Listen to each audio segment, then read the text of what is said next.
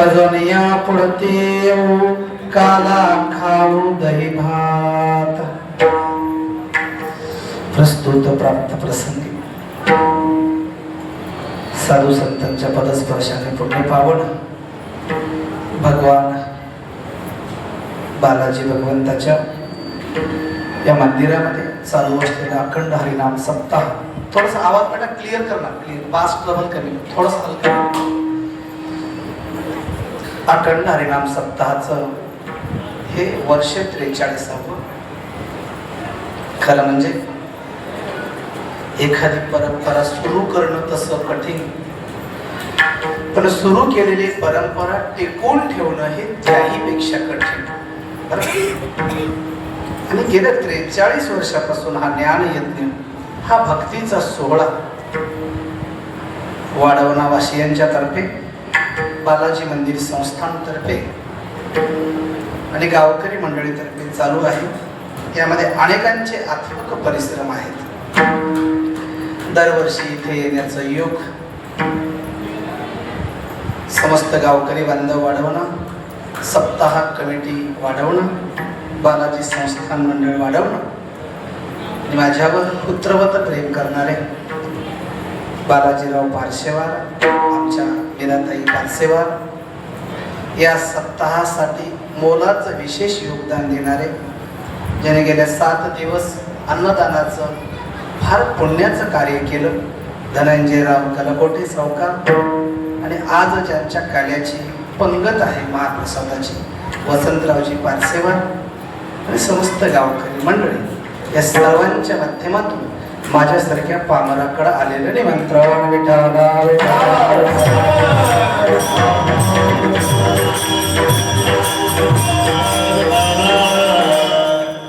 तसं काला म्हटल्यानंतर प्रसादाचा दिवस. काला म्हटल्यानंतर एका बाजूने आनंदही आहे आणि गेले 7 दिवस जे या ज्ञान यज्ञात सहभागी आहेत त्यांना थोडस दुःखही आहे. जसं मुलीचं लग्न व्हावंसं वाटतं सर्वांना, लग्न जमावं आणि जमल्यानंतर आनंदाला पारावार उरत नाही.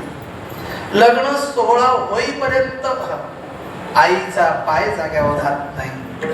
ती बिचारी राबते, कष्ट करते, प्रत्येकाचा यथोचित पाहुणचार करते. कारण तिला तिच्या मुलीचा लग्न सोहळा या डोळ्याने पाहता येतो म्हणून आनंदच आहे. पण ज्या वेळेस मुलगी सासरकडे निघते ना, त्यावेळेस तिचे डोळे आपोआप पाणावतात आणि वाटतं की एक दिवस तरी माझ्या लेकीनं माझ्याकडे राहावं. पण तिच्या हातात ते नसतं. त्यावेळेस ते आनंदाच्या आकृतीच्या डोळ्यातून बाहेर निघतात. तसंच आहे काल्याचं. 7 दिवस आनंदी आनंद होतो, काला होईपर्यंत आनंद होतो, पण उद्या मात्र मन लागत नाही. का? कारण आता उद्या काही जरी झालं, हे गायक वादक, हे सिस्टीम किंवा हे मंदिरात हे गोड माणसं उद्या पाहायला मिळणार नाही, चांगले कानावर 2 शब्द पाहायला मिळणार नाही. याचं दुःख असतं आणि म्हणून एका बाजूने दुःखही आहे, तो म्हणजे काला विठ्ठला विठ्ठला.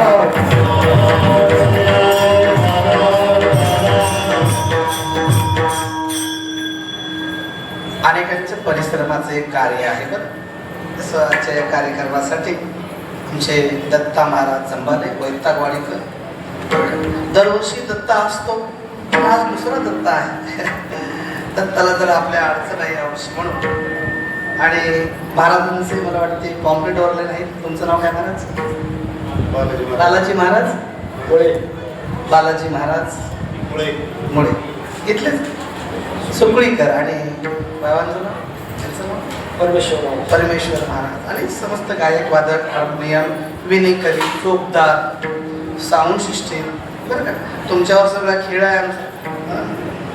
तुम्हाला जर वाटलं महाराजाचा खेळ करावं, ते काही वेळ लागत नाही. तुमच्या बटनावर आमचे बटन आहेत राजू. तुमचे बटन मागं पुढं झालं की आमचं खालीच बसतं. बऱ्या म्हणून कधी कधी काल्या सप्ताहाची मिटिंग असं गायक वादक नंतर ठरवावं, पण साऊंड सिस्टीमवाला आधी बोलून घ्यावं.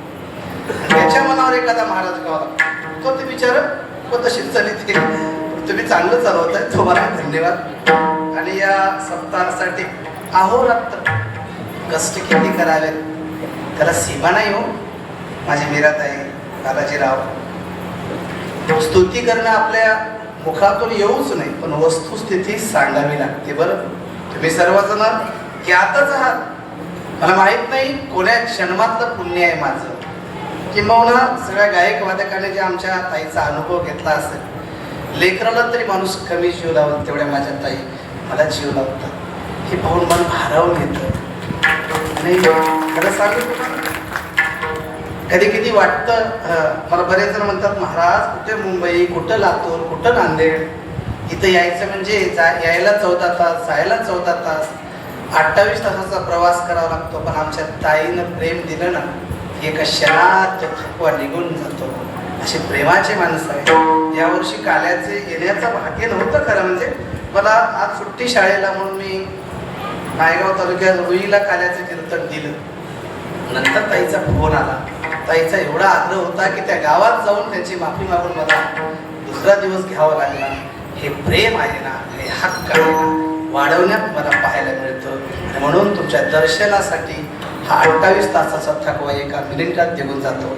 भगवंताने असंच सद्बुद्धी द्यावी, तुमच्या हातात असंच कार्य व्हावं. मी सांगतो, जे जे परिश्रम घेता येत ना, स्वतःच्या लग्नात कोणी एवढे बेजार होत नाही. सप्ताह म्हणजे काय सोपा आहे काय?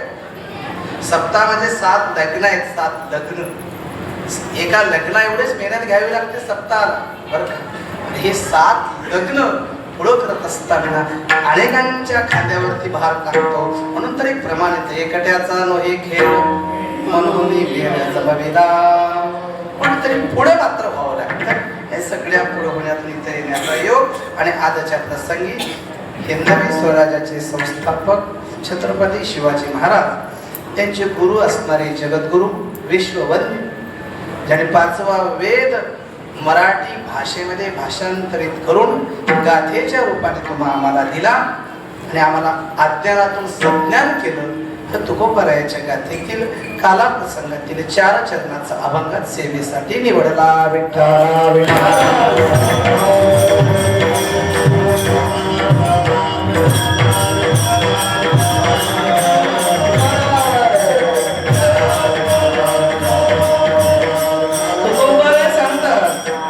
खूप जुन्या पुढते येऊ काला खाऊ दही भात. देवा, प्रार्थना केली तुकोबरायाने आम्हाला, पुन्हा पुन्हा जन्म घ्यायचंय तेव्हा कशासाठी? काल्याचा प्रसाद खाण्यासाठी. एकदा नाही, दोनदा नाही, किती वेळा तरी जन्म आम्हाला घ्यावा लागला तरी आम्ही जन्म घेऊ आणि काल्याचा प्रसाद खाऊ. का बरं? कशासाठी एवढा आग्रह करतात तुकोबराय? तुकोबराय तर वैकुंठातूनच आले होते.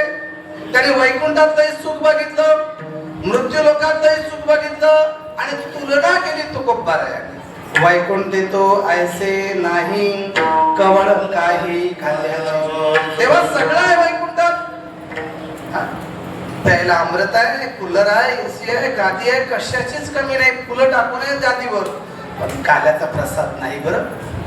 म्हणून आम्हाला वैकुंठात सुख वाटत नाही, आम्हाला इथे सुख वाटत. का? इथे एकमेका देऊ मुखे सुखे घालू कुंभरी. एकमेकाच्या मुखामध्ये घास भरवता येतो ते इथेच या काल्याच्या प्रसंगी. तुका म्हणे वाळवंट बरवे नीट उत्तम. वाळवंट शरीराला म्हटले तुकोबराय.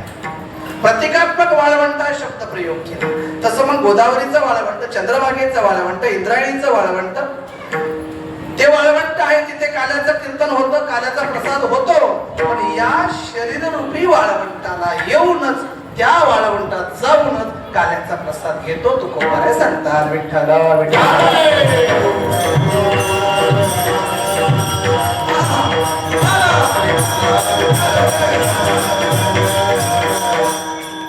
आजच्या या कार्यक्रमाचं लाईव्ह प्रक्षेपण करण्यासाठी माझे परमस्नेही आपल्या आम्ही वारकरी परिवार सेवाभावी संस्थेचे राज्य प्रसिद्धी प्रमुख चंपतराव पाटील डाकोरे यांच्या चॅनलद्वारे आजच्या या कार्यक्रमाचं प्रसारण, तसेच मुखेड तालुका प्रसिद्धी प्रमुख माझे परमस्नेही मनोहरराव येरपुरवाड यांचे चॅनल आजच्या या कार्यक्रमाचं लाईव्ह प्रसारण आहे. तसंच वंदे भारत चॅनल जे हिंदी चॅनल आहे त्यांच्या माध्यमातून आजच्या कार्यक्रमाचं लाईव्ह प्रसारण होत आहे. विठ्ठला विठ्ठला.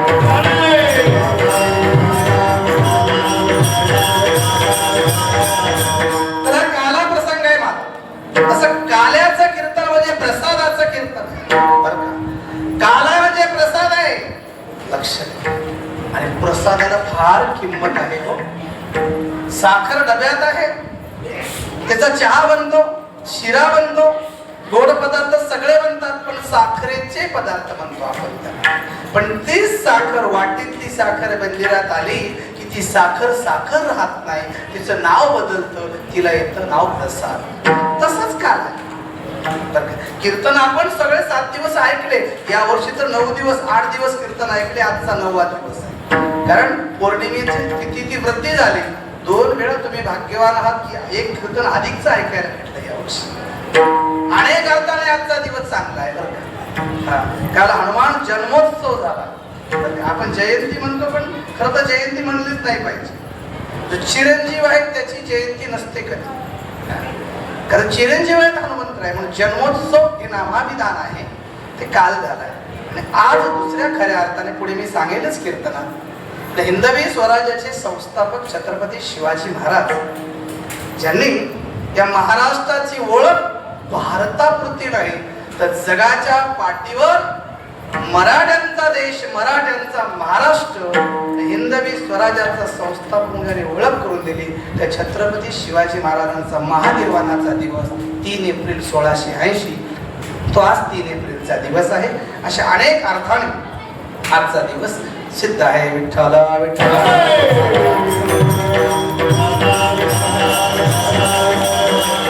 काला काय असतो बा?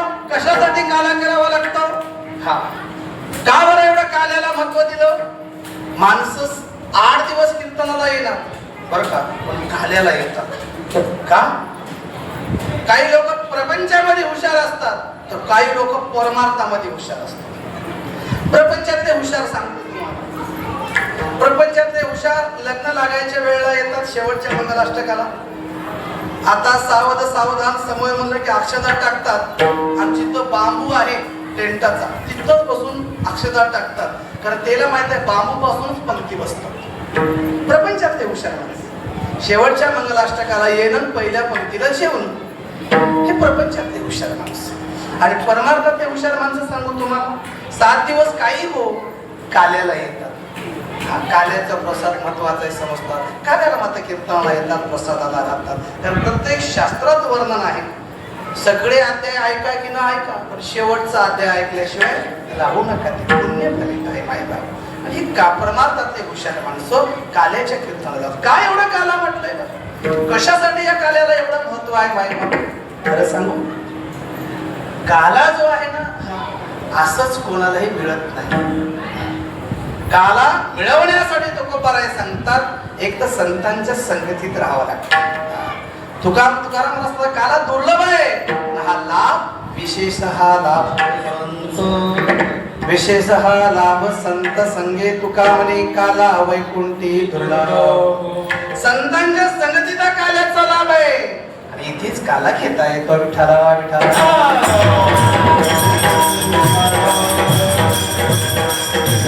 काल्यासाठी काही संहिता आहे काय मायबाप? तुम्हाला सांगू, काला एक असा प्रसाद आहे ना, इथं मी किती मोठ्या घरचा आहे, माझ्या बँकेत किती बॅलन्स आहे, माझ्या नावावर किती सातबारा आहे, माझी किती मोठी बिल्डिंग आहे, माझ्या मागे किती लोक आहेत, मला किती लोकांना मतदान केलं, किंवा माझ्यासोबत किती लोक हात दिल्यावर आवाज दिल्यावर येतील, ह्याची काहीच किंमत नाही काल्यात. तू किती मोठा, तू किती छोटा, तू स्त्री आहेस, तू पुरुष आहेस, तू लहान आहेस, तू मोठा आहेस, याची अजिबात गणना नाही. काला असा आहे मायबाप. तुकोबाराय सांगतात, इथं कोण्या जातीचा, इथं कोण्या पातीचा, इथे नर नाही, इथे नारी नाही, इथे लहान नाही, इथे थोर नाही. तुकोबाराय सांगतात, यारे यारे लहान थोर जाती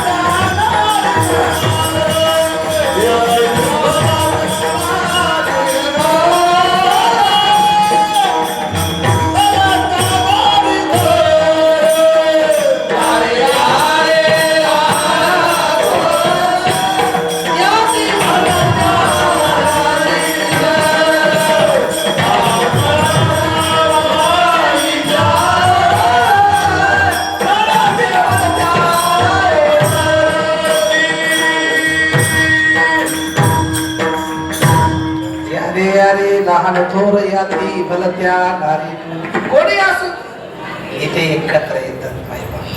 काला आम्हाला शिकवतो की तुम्ही जातीपातीपेक्षा वेगळा राहा.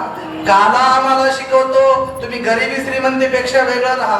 काला आम्हाला शिकवतो तुम्ही लहान मोठ्याचा विचार करू नका. काला आम्हाला शिकवतो मानापानाच्या बाजूला राहा. काला आम्हाला शिकवतो तुम्ही एकत्र या. एकत्र या. हे काल्याचा माठ समोर आहे. दिसायला माठ समोर एक दिसतो पण त्याच्यामध्ये पदार्थाचं एकत्रीकरण होतं.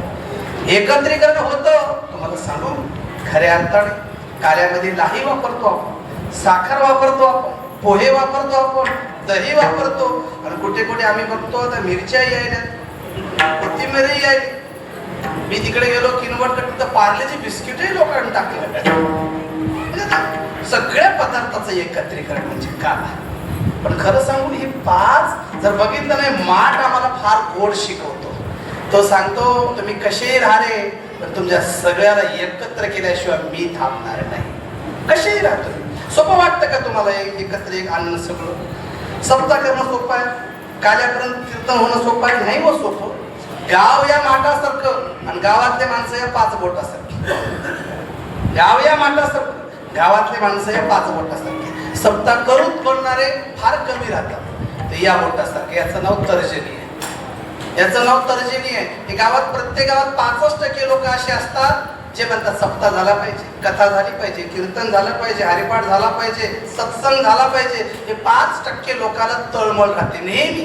हे 5% लोक म्हणतात चांगलं व्हावं, चांगलं व्हावं, चांगलं व्हावं. आणि हे अंगठा बघा, याला काहीच देणं घेणं नाही. कीर्तन चालू आहे, सप्ताह चालू आहे, याला काय नाही. गावात असून गावाच्या बाहेर आहे, गावात असून गावाच्या बाहेर. याला काहीच त्याला धंद्याकडे लागले विचार. याची संख्या 10% असते. त्यालाही पटतच नाही आपल्याला. त्याच्या बाजूला मधलं बोट आहे, हे मधलं बोट, ह्याची संख्या 40% आहे. हे बिचारे नेहमी तयार असतात. येणं सांगावं हे बघ सप्ताह करायचे बरं का. आमच्या मिराताईने सांगावं हे सप्ताह करायचे. आमची मिराताई असं हळून बोलतही नाही, अधिकारानं बोलतात सप्ताह करायचे, तुला यावं लागते, तुला यावं लागते. तेरा म्हणतात हे 40% लोक काही हरकत नाही येतो ना आम्ही. ह्याची संख्या 40% आहे. 40% म्हणलं की ऐकणारे 40%. हे पुढचं बोट अनामिका आहे. अनामिका हे बिचारे स्वतःच्या डोक्याचा वापरच करणार. यानं 500 पट्टी दिली की तुम्ही किती दिली हो तेवढीच आम्ही देतो. काय राहू कसं तुम्ही म्हणाल तसं. यानं सांगावं यानं ऐकावं. याची संख्या प्रत्येक गावात 40% राहते. हा 10%, 5%, 15%, परत 40, परत 40, 80 आणि हे 15, 95. हे करंगळी सारखे लोक लय खतरनाक राहतात. पट्टी मागाय संघ येतात, सोबत राहतात. याची संख्या 5% आहे. पण हे 5% लोक कीर्तन ठेवावं म्हणतात, सप्ताह करावं म्हणतात, पण कुठं चुकालंय ते बघतात. हे 5% लोक संघ राहून राहतात. 5% हे 10, 5, 15, हे 5, 20 आणि हे 80, 100% गाव झालं पूर्ण. करंगळीवाले लोक लेखत. मला अनुभव आहे. मी शिकवायला 2009ला गेलो. मला आमच्या मुख्याध्यापकानं सांगितलं सर मला तुम्हाला जो वर्ग दिला आहे तो फार टार्गेट वर्ग आहे. तुला कसं काय?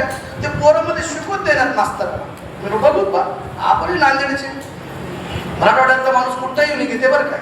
हा ते दगडावरही उगवतं मराठवाड्यातला माणूस. जिथं आम्ही गेलो मग त्या पोराने मी असं बोर्डाकडे वळलं की ते कागदाचे गोळे करून माझा निशाणा करतो. पाठीला 2 निशाणे लागली माझ्या. मी म्हणलो सर न म्हणलं ते खरं आहे वेळा. कारण त्याची शिकण्याची मानसिकता नव्हती. पण आपण शिकवल्याशिवाय थांबणारे आपणही नव्हतो. मी काय केलं ते 5%च पोरं होते दगड कागदाचे गोळे मारणारे. मी म्हणलं काही अडचण नाही पोरं आता मी शिकवणार नाही, आपण खेळायला जाऊया. पोरं ओरडले. त्याला वाटतं खेळायला मला की मज्जा वाटते पोरांना.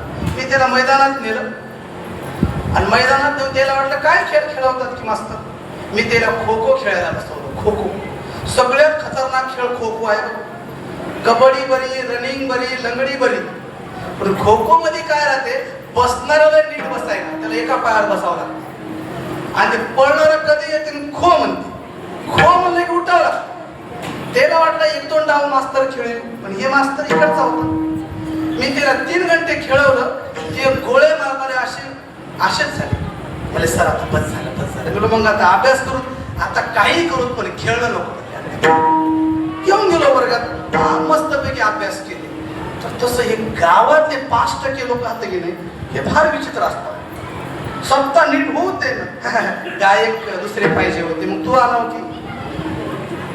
या महाराजाला कोण बोललं की मग तू बोलले दुसऱ्या वर्षी. सांगणं सोपं आहे, लई अवघड आहे राजे हो. लक्षात घ्या, एका माऊलीनं स्वयंपाक केला. कोणती स्त्री चांगला स्वयंपाक करते, पण पुरुषाला सवय राहते नाव ठेवायची. अहो तिनं पूर्णाची पोळी केली, गरंग रस केला, फुलसं केलं, कढी आमटी तुम्ही जे म्हणता ते केलं, पापड केले, कुरड्या केले, भजे केले, मस्तपैकी स्वयंपाक बनवला. ताट समोर आलं आणि पोटभर जेव्हा होती. ते काय म्हणाले, कोशिंबीर केली नाहीच वाटायला. अरे जे हाय ते गिळ की तू. नाही ते बघायची सवय लागली, नाही ते बघायची सवय लागली आणि त्याच्यामुळे आहे ते गोड लागणार. आणि नाही ते बघणारे 5% लोक हो त्याचे. पण हे गोड विचारात तळमळीचं काही झालं तरी झालं, सप्ताह झालाच पाहिजे. या बोटाने विचार केला.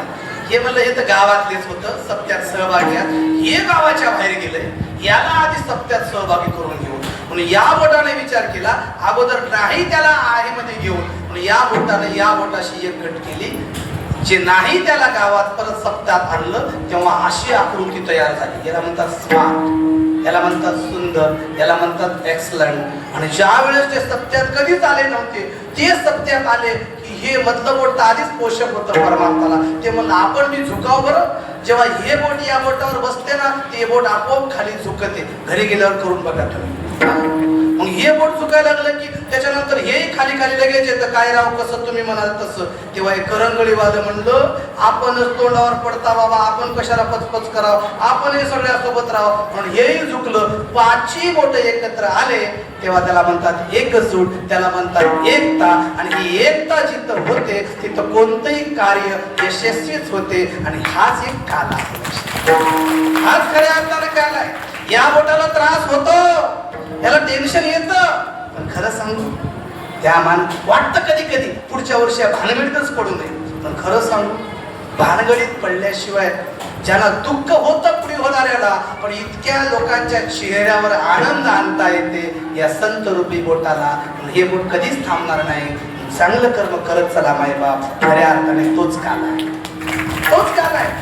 हे 5चं एकत्रीकरण आणि माठात सुद्धा 5चं एकत्रीकरण. लक्षात लाही होते ना, हे माठ आहे आपल्या समोर. एक माठ बनलाय, तो असाच बनत नाही माठ बरं का. ते माठ बनण्याची प्रक्रिया लक्षात घेतली ना तर हे बघा, हे माठ याला एक लाल माती, पांढरी माती, राख, लील, पाणी या 5चं एकत्रीकरण बरं का. या 5चं एकत्रीकरण केलं आणि त्याला मग चाकावर उतरलं, थापटीने घडवलं, सावलीत वाळवलं, आव्यात भाजलं, तेव्हा इथं आलं. एवढ्या सगळ्या प्रक्रिया केल्या तेव्हा त्याला माठ हे नाव आलं. प्रक्रियेशिवाय परिणाम येत नाही. प्रक्रिया झाले की परिणाम येतोच. मग हे माठ तर तयार झाला, त्याच्यातली लाही आहे ना, लाही, ती लाही सुद्धा प्रक्रियेतून येतं. तुकोबारायाने प्रमाणच दिलं त्यासाठी. लाही कशी बनते बरं? बीज भाजोनी केली लाही, आम्हा जन्म केले नाही. बीज आहे, तुम्हाला सांगतो, तुमच्या मनात ते बीज, कर्माचे बीज, वासनेचे बीज, अहंकाराचे बीज, इच्छेचे बीज, कल्पनेचे बीज, वाईट विचाराचे बीज जाळल्याशिवाय चांगले विचार उगवत नाही. लाही, लाहीला लाही हे नाव देण्यासाठी तिला स्वतःला आधी जाळून घ्यावं लागतं, भाजून घ्यावं लागतं. आणि भाजल्याशिवाय लाही होत नाही. लाही झाली. पोह्याची तीच गत आहे, त्याला सुद्धा स्वतःला भाजून घ्यावं लागतं. साखरेची तीच गत आहे, साखर खायला गोड लागते, पण उसाला कारखान्यात जावं लागतं. कारखान्यात जाऊन त्याचा रस बनावा लागतो. त्या रसाचं विलगीकरण होतं, त्याचा संचय होतो. रस त्याच्यानंतर चुना टाकून आपण त्याच्यातला घाण पदार्थ बाजूला करतो, नंतर त्याच्यात साखर तयार होते. ही साखर होण्यासाठी प्रक्रियाच आहे, लाही होण्यासाठी प्रक्रियाच आहे, आणि दही होण्यासाठी सुद्धा प्रक्रियाच आहे. दही बघा ना, जिला दही करून माहित आहे तिला दही करता येतं, कोणालाही दही करता येत नाही. नवीन सुनबाई आली, तिला माहित होतं दुधात दही टाकलं की दही होते, पण तिनं थंड दुधात टाकलं, झालं नाही दही. दुसरीला माहित होतं गरम दुधात टाकलं की होते, तिनं उकळत्या दुधात टाकलं, झालं नाही दही. उकळत्या दुधातही दही होत नाही, थंड दुधातही दही होत नाही. कोमट झालं आणि प्रमाणात दही टाकलं तर दही होतं. दही काय करतं, त्या दुधातला साखरेचा पदार्थ शुगर बाजूला करतं आणि त्याच्यात आम्ल तयार करतं. मी प्रक्रिया सांगतो. कोणतीही गोष्ट कष्टाशिवाय होत नाही, काला सुद्धा कष्टाशिवाय मिळत नाही, हे मला सांगायचं लक्षात घ्या. आणि प्रक्रिया झाली, दह्यात झालं, मग दही झालं, साखर झाली. हे माठ म्हणते बा, हे माठ सगळ्याला एकत्र करतं. आता आपण दुसरं उदाहरण घेऊया. या माठात पाचही पदार्थ आले की आता हे बघा, दही आलं, साखर आलं, पोहे आले, लाही आली आणि कोथिंबीर मिरच्याचे काही तिखटही आले. लोक सगळ्याला गोड करतं. काही माणसं गावात लाही सारखे असे बम फुगलेले, मीच का पुढे जाऊ, मीच का करू, माझ्याशिवाय व्हायच ना, बम फुगून असे फुगलेले. काही पोह्यासारखे चापटे, सगळं घरी आहे, सगळं आहे, पण 1 रुपया द्यायचा नाही. पण दही आहे ना, दही हे बोटासारखं आहे. ते म्हणते तुम्ही कशी राहा रे, तुम्हाला सगळ्याला एकत्र मी करतो. ते दही पडलं लाहीवर, ती फुगलेली लाही अशी बारीक होते, तिला बरोबर तिने कमी करते. आणि दही पडलं पोह्यावर, जे कन्फ्युज होतात ते म्हणते आता थांबून जमना, आपण थोडस फुगावं म्हणतो. पोहा फुगतो आणि साखरेचा गोडवा मिसळतो. मिरची जरी तिखट असेल, त्या तिखट मिरचीला गोडवा आणतं. हे काल्याच्या माठाचा प्रसाद आहे. हे करण्याचं काम काला करतो. आम्हाला शिकवतो हवा काला की तुम्ही सगळे एकत्र या. मला सांगू, हा काला दही भात ना आपल्याला पूर्वीपासून आपल्या सोबत आहे हो. आपण अन्नप्राशन नावाचा विधी करतो संस्कार, 16 संस्कारामध्ये. ज्यावेळेस बाळाला पहिलं खाद्य खाऊ घालतात ना, जुन्या जाणत्या बायकाला माहित असेल, ते 3च लाह्या घेतात आणि दह्यात भिजवतात. बरं का, 3च लाह्या घेतात, दह्यात भिजवतात आणि ते बाळाला खाऊ घालतात.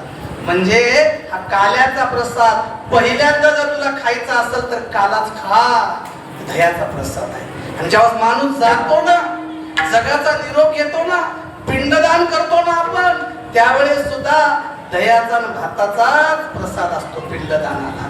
तेही सांगतो, तुला पूर्वी मी तुझ्या सोबत होतो, आताही मी तुझ्या सोबत आहे. हा काल्याचा प्रसाद जन्मापासून मृत्यूपर्यंत आपल्या सोबत आहे.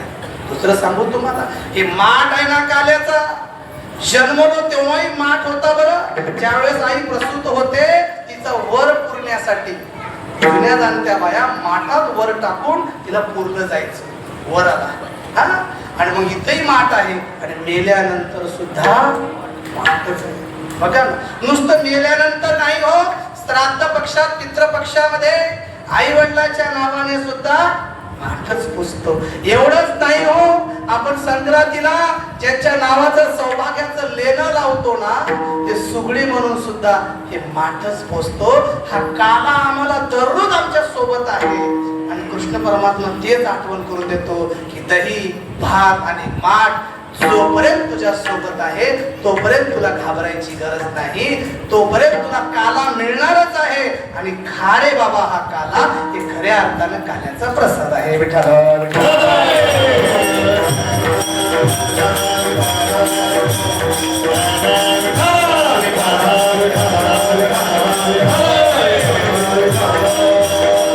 आणि हे खायला सुद्धा भाग्य लागतो. भाग्याशिवाय गोष्टी मिळत नाही त्या. हा, काही आभागी असतात, त्यांना मिळत नाही या काल्याचा प्रसाद. हे मिळण्याला सुद्धा पूर्वजन्मीचं सुकृत लागतं, लक्षात घ्या. हा, पूर्वजन्मीचं सुकृत लागतं. अहो, देव बसले, देव पाण्यामध्ये येऊन माशाचं रूप घेऊन बसले देव. हा, पण देवानं सांगितलं फुकट काही इथं मिळत नाही. हा, फुकट मिळतच नाही इथं. देवाला सुद्धा दुर्लभ आहे. स्वर्गातल्या लोकांना वाटतं की आम्ही इथं यावं आणि इथं येऊन काल्याचा प्रसाद घ्यावा, पण नाही. स्वर्गीचे आम्हाला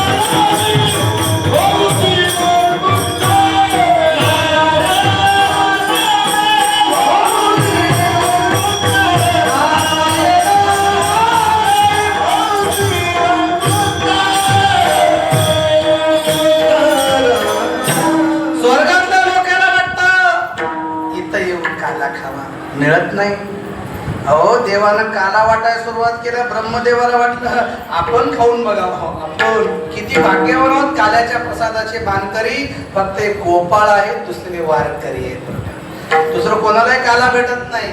काला खायचा असेल तर वारकरी व्हावं लागतं, काला खायचा असेल तर गोपाळ व्हावं लागतं. काल्याचे असे देव जळी झाले मासे, पण नाही त्यांना काला.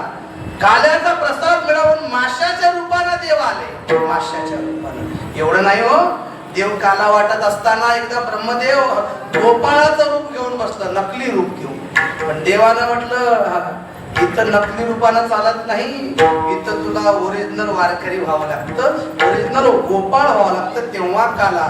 देवाने ब्रह्मदेवाला काला दिला नाही, तर ब्रह्मदेवाला काला घेण्यासाठी, काला खाण्यासाठी ज्ञानदेवांचा भाऊ सोपान देवाच्या रूपाने ब्रह्मा सोपान तो झाला, भक्तानंद वर्तला विठाला विठाला.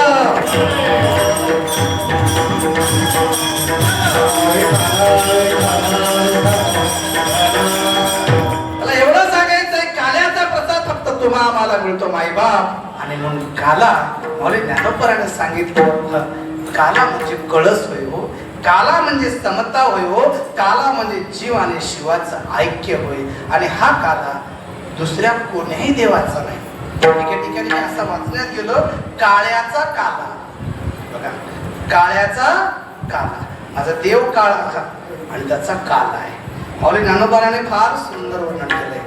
ठाई चाची काळा, अगोदरच काळा आहे तो, अनादी आहे तो, आणि त्याला वेदाला चाळा लावलाय बरं का. आणि त्या काळ्याचा हा काला आहे, म्हणून कृष्ण अवताराचा काला आहे. विठ्ठल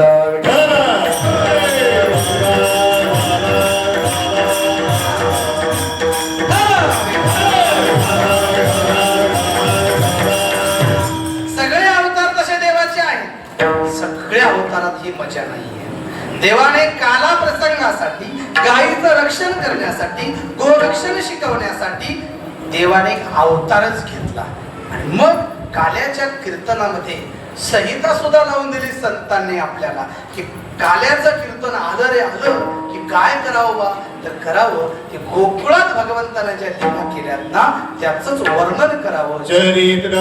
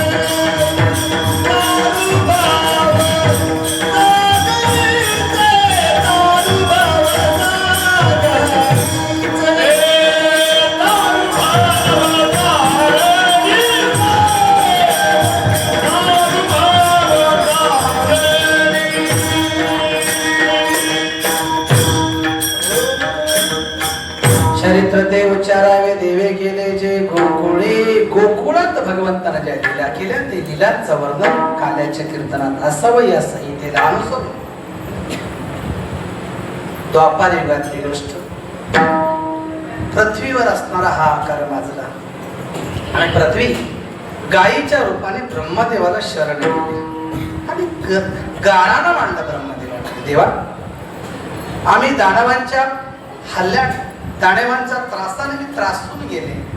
मग सगळ्या देवाची विनंती विष्णू भगवंताला केली आणि विष्णू भगवंताने 8व्या रूपाने, 8व्या अवताराच्या रूपाने वसुदेव देवकीच्या पोटी मथुरेतील बंदशाळेमध्ये भगवान परमात्मा श्रावण महिन्यातील रोहिणी नक्षत्र बुधवार या दिवशी रात्रीच्या 12 वाजता भगवान परमात्मा प्रगटले. प्रगटल्यानंतर बघा ना, देवाने 8वा देवाचा अवतार आणि 8च वर्षाची मूर्ती आहे आई समोर, देवकी आई समोर. खऱ्या अर्थाने मूलबाळ झालं की आईला आनंद होतोच, कुठेही होतोच. पण देवकी आई मुलगा झाला पण चेहऱ्यावर आनंद नव्हता, डोळ्यातून अश्रू गळत होते. का? कारण याच्या अगोदर जे जे झालंय त्याचं काय झालं ते तिला माहित होतं आणि याचंही काय होणार आहे याच्या चिंतेनं आई रडत होती आई होती. मुलगा झाला पण आनंद नाही, दुःख. कारण 8व्याचा 8व कंसाला झाला. काय करावं कळेना. आई आनंदी नव्हती आणि कृष्ण परमात्मा 8 वर्षाची मूर्ती बोलायला लागली आईला, काळजी करू नको आई, मी आलोय कार्य करण्यासाठीच. अरे हो बाबा, पण तू एवढा मोठा, सकाळ झाल्याबरोबर माझा भाऊ कंस येईल, तुला घेऊन जाईल, तुला मारेल. मागाई सगळ्यांची स्थिती झालेली आहे, तुझंही तेच होणार आहे. तुला कुठं लपू ते मला कळत नाही, तुला कुठं ठेवू ते मला कळत नाही. आईचं हृदय, आईचं काळीज बोलू ना. त्यावेळेस मग कृष्ण परमात्माने आईला सांगितलं, तू शांत राहा. आणि बाबाला आवाज दिला, बाबा तुम्ही काय करा, तुम्हाला भीती वाटते ना मला इथे ठेवण्याची, तुम्ही एक काम करा, मला इथे ठेवूच नका. तुम्ही काय करावं, काय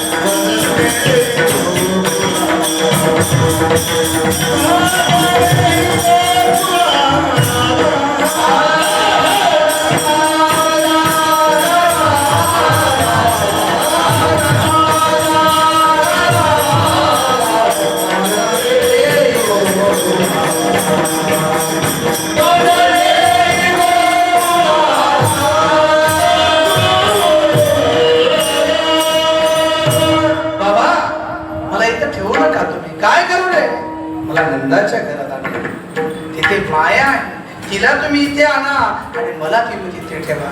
वसुदेवानं टोपल्यात कृष्ण परमात्माला घेतलं. पावसाळ्याचे दिवस, श्रावण महिना, यमुनेला भरपूर पूर आला होता. मथुरा तुम्ही कधी गेला असताल उत्तर भारतात तर मथुरा यमुनेच्या या बाजूला आहे तर गोकुळ त्या बाजूला आहे, मध्ये यमुना नदी आडवी आहे. दिवस पावसाळ्याचे होते, नदीला खूप पूर आला होता. टोपल्यामध्ये कृष्ण परमात्माला घेतलं आणि निघाले. जसे जसे यमुना नदीतून रस्ता काढत काढत पुढे जायचं होतं, यमुनेत पाऊल टाकला वसुदेवाने की यमुनेच्या पुराची गती वाढली, पूर वेगाने वाढू लागला.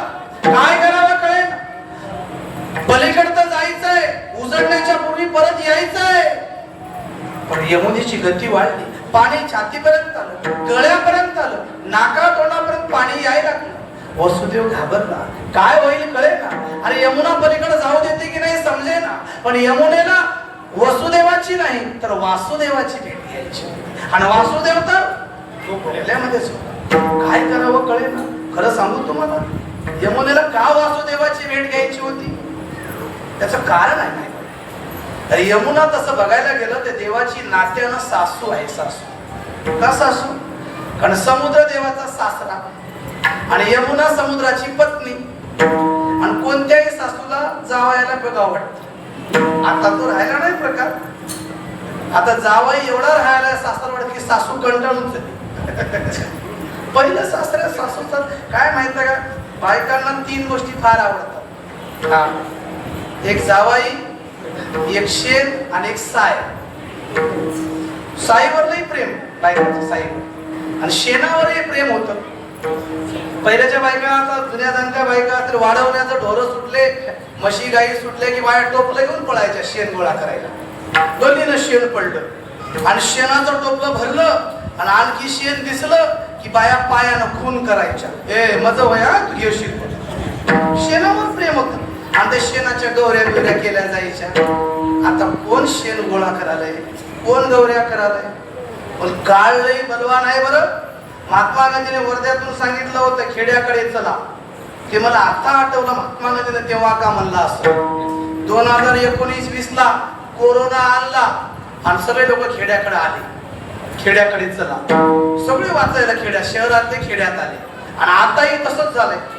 हा तुम्हाला सांगू, गॅस संपला काय, डिझेल संपला काय, पेट्रोल संपला काय, लाकडं संपला तर चुली संपला. परत खेड्याकडे लोकांना यावं लागलं. हा आज सगळे टेन्शन मध्ये आहेत शहरामध्ये. कसं होईल, काय होईल, कसं होईल, काय होईल. हा गॅसवर स्वयंपाक करणारे कमी टेन्शन मध्ये. काही आमच्या माऊल्या गॅस पेट्रोलच माहित नाही, हॉटेलमध्ये जेवण माहित आहे, ते तर लई टेन्शन मध्ये. हॉटेलच बंद झाले मुंबईत, तुम्हाला सांगतो. आता कोणाकडे जाऊ ते मग फोन काय, आत्याबाई यावं म्हणालो गावाकडं. आत्याबाईला वाटलंय सुनाचा कधीच फोन आला नाही, तिला हिची अडचण कुठं माहित आहे. तिथून म्हणाली काय तोंडाचा चवच नाही, तुमच्या हाताची पाटोड्याची भाजी भाकरच खावा वाटली चुलीवर. हे बिचारी भोळी आणि एकटी माय मग बोलून गेली. हे आल्यावर महिनाभर जाईना चुलीवर स्वयंपाक. हा शेणावर प्रेम सांगा. मला सांगू, जुनं ते सोनं असंच म्हटलं नाही. हा लक्षात घ्या, शेणात लई ताकद आहे बरोबर. आज इराण इस्रायल आणि अमेरिकेचं युद्ध चालू आहे. अमेरिकेने जपानच्या हिरोशिमा आणि नागासाकीवर बॉम्ब टाकला होता. आपण इतिहासात वाचला असेल, अणुबॉम्ब टाकला होता. हिरोशिमा नागासाकी सारखे 2 शहर उद्ध्वस्त झाले अणुबॉम्बने. आणि त्यावेळेस भारतीय संशोधकांनी चिंतन केलं, असा जर अणुबॉम्ब आपल्या देशात पडला तर कसं होईल आपलं. पण त्यावेळेस भारतीय संशोधकांनी संशोधन केलं. त्या काळात साधारणतः 50-60 वर्षापूर्वी बॉम्ब टाकला. त्यावेळेस आपल्याकडे शहरीकरण फारसं नव्हतं. खेड्यात लोक राहायचे, सडा सारवण व्हायचा, गाईच्या शेणाचं सडा सारवण व्हायचं. आणि सारवणामुळं गाईच्या शेणामध्ये अशी ताकद आहे मायबाप की गाईचं शेण अणुबॉम्बची तीव्रता कमी करते, विज्ञानानं सिद्ध केले. एवढं गाईच्या शेणाचं महत्व आहे.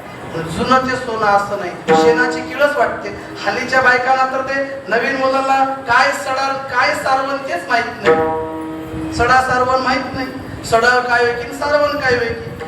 सारवण म्हटल्यानंतर शेण घ्यावं, बकेटात कालवावं, घट्ट करावं, पाणी त्याच्यात सुतीचा कपडा टाकावा, मध्ये भिजवावा आणि मस्त भविष्यऱ्या घ्याव्या. भविष्यऱ्या त्याला सारवण म्हणतो आपण. सडा म्हणलं की थोडं पाणी पातळ करायचं, मग डब्यात पाणी घ्यायचं, एका हाताने असं करायचं.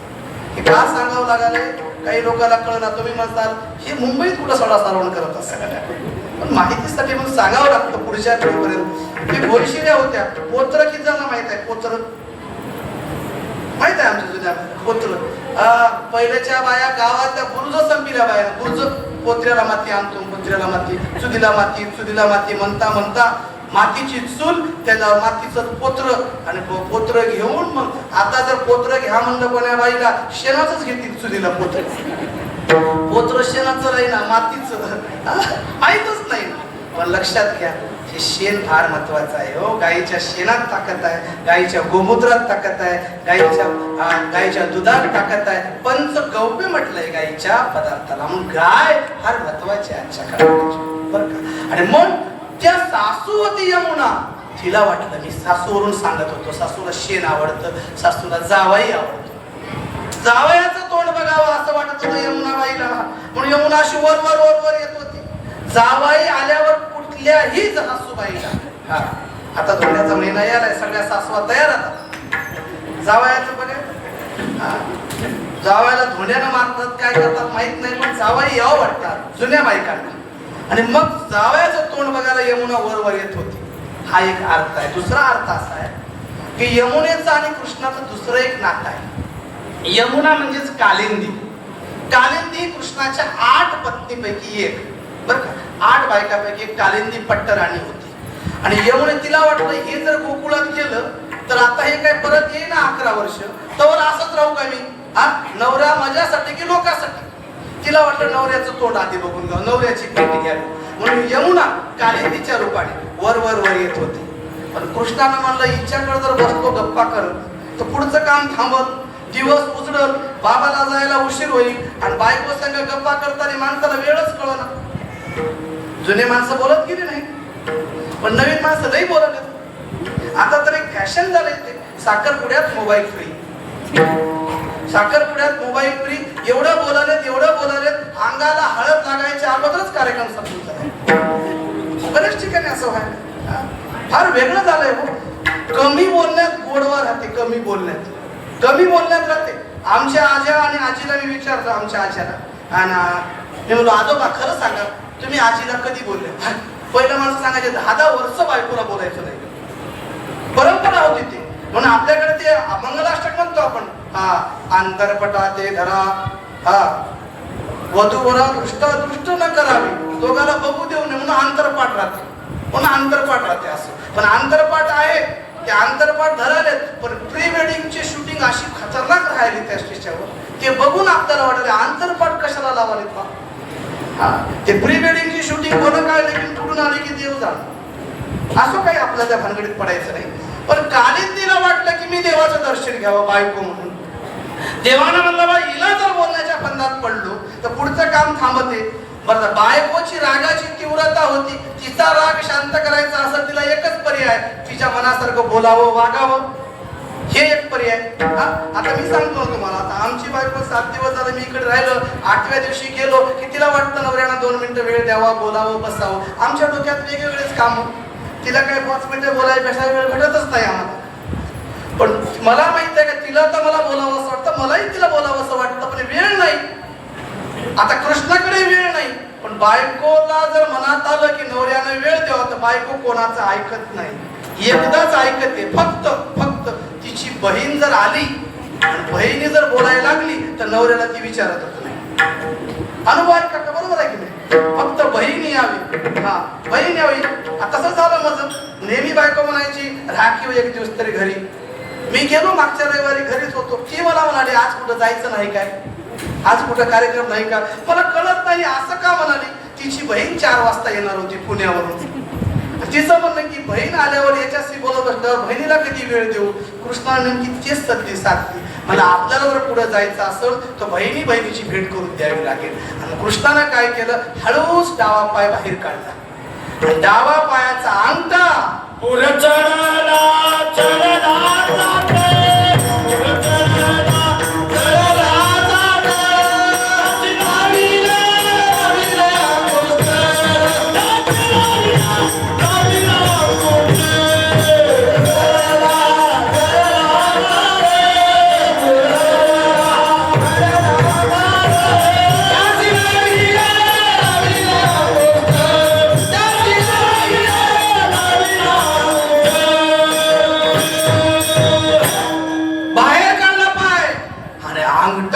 यमुनेला.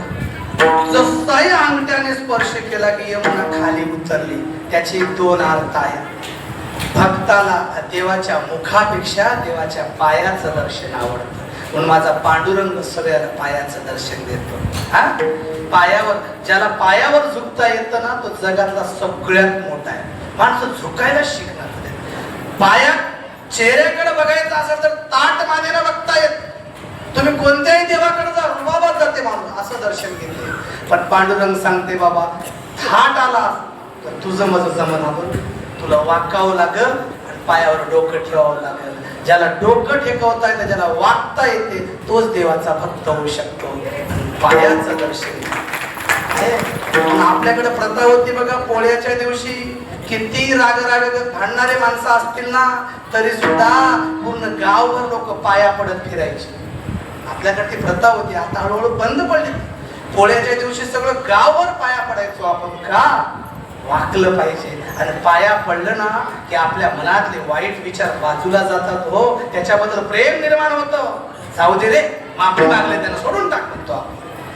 पायाचं दर्शन घेतलं, यमुना शांत झाली, हा एक विचार. पण दुसरा महत्वाचा विचार असा, कृष्णाने अंगठा बाहेर काढला आणि यमुनेला स्पर्श केला. कृष्णाच्या अंगठ्यातून गंगेचा जन्म आहे. गंगा आणि यमुना बहिणी बहिणी आहेत. मला हे मगाशी सांगत होतो. बहीण भेटल्यावर नवऱ्याची काय किंमत आहे. आता दोघी बहिणी माय कशी असतो, तू कशी असतो, दोघीच्या गप्पा एवढ्या रंगल्या. आबा बाबा बाबा सांगू नका तुम्हाला काय गप्पा रंगतात. बहिणी बहिणीच्या मोबाईलची बॅटरी संपते तरी गप्पा संपणार. एवढ्या गप्पा रंगतात, काय बोलतात की काय नाही. ती तिच्या सासू सांगते, ही हिच्या सासूचं सांगते, बस तो एवढं, दुसरं काहीच काम नाही त्याला. आणि कृष्णाला माहित होतं दोघी बहिणी आल्या की आपल्याला जायला रस्ता मोकळा. आणि कृष्णाने दोन्ही बहिणीची गाठ पाडून दिली आणि कृष्ण गोकुळात गेले. आणि मग तिथून मायेला आणलं. वसुदेवानं सकाळी कंसाने मायेला मारलं. मायेने इशारा दिला, तुझा वैरी गोकुळात वाढत आहे. आणि इकडे गोकुळामध्ये मात्र पहिल्याच्या बायका सकाळी पहाटे लवकर उठायच्या 5 वाजता. आपल्याकडे शास्त्र सांगतं दिवस मावळण्याच्या अगोदर जेवावं आणि दिवस उगवण्याच्या अगोदर उठावं. आता उलट झालंय, दिवस उगवत असताना आम्ही झोपाले. आता ते IPL नावाची बिमारी लई आली. रात्री 12 पर्यंत लोक झोपणार तरी तुम्हाला सांगतो. रात्री 12-2 वाजले झोपायला. लवकर झोपा, लवकर उठा, स्वास्थ्य चांगलं राहील. पण ऐकत आहे कोण? पहाटे 5ला बायका उठल्या आणि त्या नंदाच्या वाड्यातून रडण्याचा आवाज आला. रडण्याचा आवाज आल्याबरोबर पहिल्याच्या बायका, अहो एखाद्याच्या घरी लेकरू झालं तर गावभर बातमी पसरायला वेळ लागत नाही.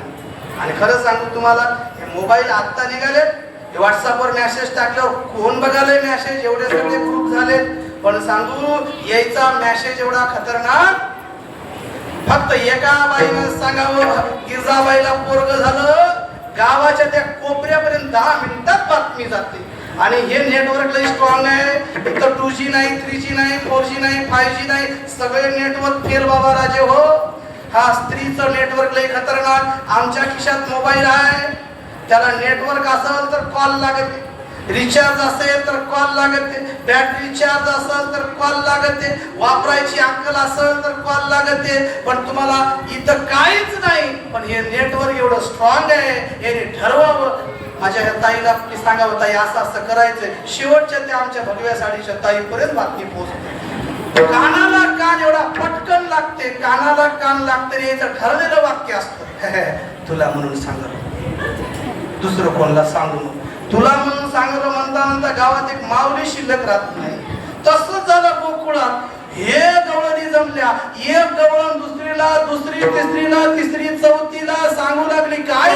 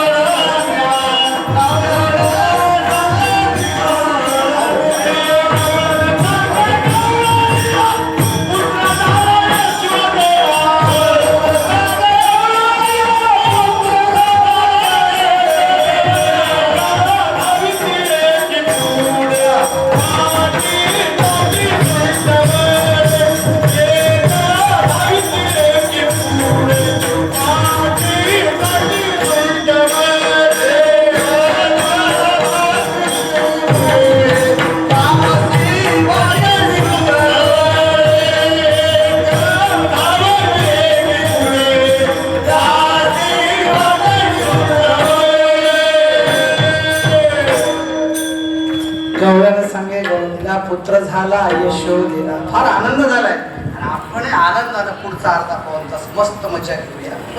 एकदम असं मान सोडून आपण गाणी वादन करूया. म्हणजे आपल्याला कोणी म्हणणार नाही असं करा तसं करा. आपली पूर्ण ताकद आपण लावूया. विठ्ठला विठ्ठला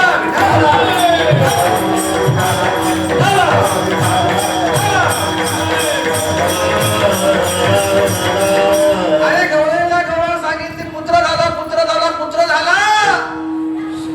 गोकुळात आनंद झाला. हा, जेव्हा एका बाजूला आनंद होतो ना, दुसऱ्या बाजूला दुःखही होतं बरं. पण मथुरेत दुःख झालं पण त्याचा वैरी वाढायला लागला आणि मग देव वाढायला लागले, मोठे व्हायला लागले. देव लीला करण्यासाठी इथे आले होते. देव सगळ्यांची परीक्षा घेतो. मायबाप यशोदा आई साहेबाने चुलीवर दूध ठेवलं आणि देवानं परीक्षा घेतली की आईचं माझ्यावर किती प्रेम आहे बघा. वाच, चुलीमध्ये जाळ लावला होता, जाळ हलकाच होता, दूध ठेवलं होतं टोपामध्ये, पातेल्यामध्ये, जे तुम्ही म्हणता ते बहुगुण भोगन जे काय असेल, त्याच्यात पातेल्यात दूध तपत होतं. देवाने विचार केला, आई तर गावभर सांगायची हाय कृष्ण मला झाला, माझ्या कृष्णावर माझं फार प्रेम आहे. देवानं म्हटलं खरंच किती प्रेम आहे ते बघावं आज आपण. देव परीक्षा घेतो आणि देव परीक्षा घेतो. आणि देवानं काय केलं, जे हलका जाळ होता त्या आगीला आज्ञा केली, जरा जोरात लागा की जाळ पेटला, धडधड धडधड, दूध उतू जायला लागलं. जसंही दूध उतू गेलं, दूध चुलीत पडलं, करपल्याचा वास आला. यशोदाईला पटकन मांडीवर लेकरू काढून खाली टाकलं. देव म्हणला हिचं मजाहून जास्त दुधावर प्रेम आहे. हा, तसं तुमचंही आहे बरं, सांगू तुम्हाला. बरं, तुम्ही आता इकडच्या बाया खरंच बोलतात, मला माहिती आहे. खरं सांगायचं, खोटं बोलायचं. काय करा बघा, हल्लीच्या आता जे नवीन सुना असतील गॅसवर दूध ठेवत असतील, तुम्ही चुलीवर दूध ठेवलेले असतात. समजूया आपण गॅसवर दूध ठेवलंय आणि गॅस स्लो केला, स्लो. गॅसवर दूध तपायला लागलं आणि तितक्यात तुम्हाला वाटलं दूध तपेपर्यंत देव धुवून घ्यावं. इकडे गॅसवर दूध ठेवलंय, हलका गॅस, आणि तिकडे देव घरात देव, तामनात देव घेतले, पाण्यात देव टाकले आणि पितांबरीला रोज चोळायचं काम सुरू आहे. तिकडे देव धुणं चालू आहे, इकडे दूध तपालंय गॅसवर. मला खरं सांगायचं, तुमचं लक्ष जास्त देवाकडे असतं की दुधाकडे? दुधाकडे असतं. खरं बायका खरं बोलतात इकडच्या, दुधाकडे लक्ष असतं, दुधाकडे. हा, कारण दूध गेलं तर देवाला बघाय नंतर कधीतरी. पुढचं सांगू तुम्हाला, तुमच्यासाठी महत्वाचं. देव कधी भेटतो सांगू तुम्हाला. माऊलीनं तुम्हाला जर देव भेटावा वाटत असेल ना, देव तुमचा व्हावा असं वाटत असेल ना, जेवढं लक्ष तुमचं दुधाकडे आहे ना, तेवढं लक्ष तुम्ही देवाकडे ठेवून बघा. देव तुमचा झाल्याशिवाय लक्ष ठेवा. तसं यशोदाईनं तसं केलं नाही, खाली टाकलं, गेली दुधाकडं, घेतलं कडेवर. मग आता कृष्ण रडायला लागला. काही केलं रडणं थांबना, काही केलं रडणं थांबना. आईने म्हटलं अरे दूध देऊ का तुला? आहा. दही देऊ का? आहा. तूप, नवनीत, लोणी, काहीच केलं, सगळं दिलं, पण कृष्ण काय थांबायला, रडणं काय थांबच नाही.